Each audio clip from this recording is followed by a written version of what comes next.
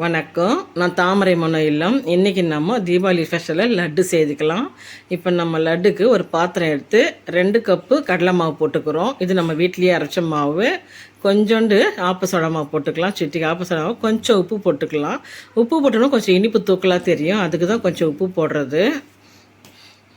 இப்போ நம்ம திட்டமாக தண்ணி ஊற்றி கரைச்சிக்குவோம். கொஞ்சம் கலர் போட்டு கரைச்சிக்கலாம் அதில். ஏன்னா இல்லைன்னா நமக்கு அந்த கடலை மாவு கலர் தான் இருக்கும். கொஞ்சம் கலர் போட்டோம்னா கொஞ்சம் கலராக தெரியும். போட்டு திட்டமாக கரைச்சி ஒரு பக்கம் வச்சுடுவோம். வச்சுட்டு நம்ம இப்போ எண்ணெய்க்கு ஒரு பக்கம் கடாய் காஞ்சின்னு இருக்குது, இன்னொரு பக்கம் கடாய் வச்சு நம்ம ஜீரா காசிக்கலாம். இப்போ 3 கப்பு சர்க்கரை போட்டிருக்கோம். 2 கப்பு கடலை மாவு போட்டிருக்கோம், 3 கப்பு சர்க்கரை போட்டிருக்கோம். அதே கப்பில் ஒரு அரை கப்பு தண்ணி விட்டுருக்கோம்.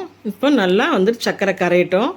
சர்க்கரை கரைஞ்சி நமக்கு வந்துட்டு ஒரு கம்பி பாகுப்பது வந்தால் போதும். இதுக்கு ரொம்ப வந்துட்டு பார்க்க வேண்டியதில்லை, ஒரு கம்பி வந்தால் போதும். நம்ம அடுப்பு ஆஃப் பண்ணிவிடுவோம்.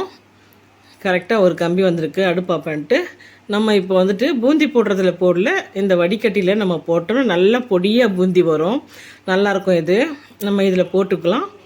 இப்போ மணியாக அழகாக குட்டி குட்டியாக நல்லா வரும் பூந்தி. இது நல்லா கொஞ்சமாக வேக்காடு கொடுக்கணும். நல்லா மொறுன்னு எடுத்தோம்னா காரா பூந்தி மாதிரி ஆகிடும். அரை வேக்காடு மாதிரி கொடுத்து எடுத்துக்குவோம்.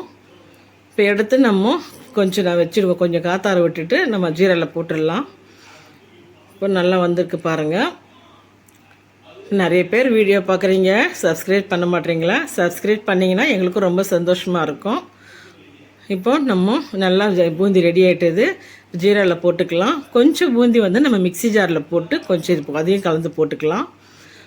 போட்டு நல்லா கலந்து கொடுப்போம். ஜீரலில் போட்டு நல்லா கலந்து கொடுத்துட்டு நம்ம ஒரு இது எடுத்துக்கலாம்.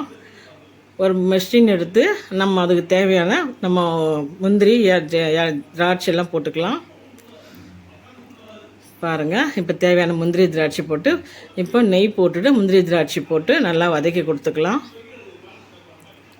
கொஞ்சம் லைட்டாக பொன்வரில் வந்தால் போதும், ரொம்ப வறுக்க வேண்டியதில்லை.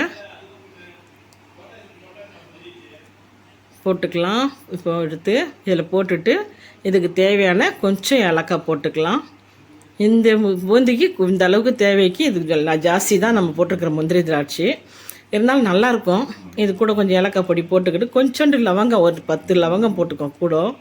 அந்த லவங்க ஃப்ளேவர் நல்லாயிருக்கும் நமக்கு லட்டுக்கு. நல்லா கலக்கி கொடுத்துக்குவோம். கலக்கி கொடுத்து லட்டு பிடிச்சிட்டோம்னா சுவையான லட்டு ரெடி ஆகிடுச்சு. இந்த வீடியோ பிடிச்சிருந்துன்னா லைக் பண்ணுங்கள், ஷேர் பண்ணுங்கள், சப்ஸ்கிரைப் பண்ணுங்கள். தேங்க்யூ. இப்போ பாருங்கள், அழகான லட்டு நமக்கு 2 கப்பு மாவுக்கு நமக்கு 30-35 லட்டுக்கு வந்திருக்குது.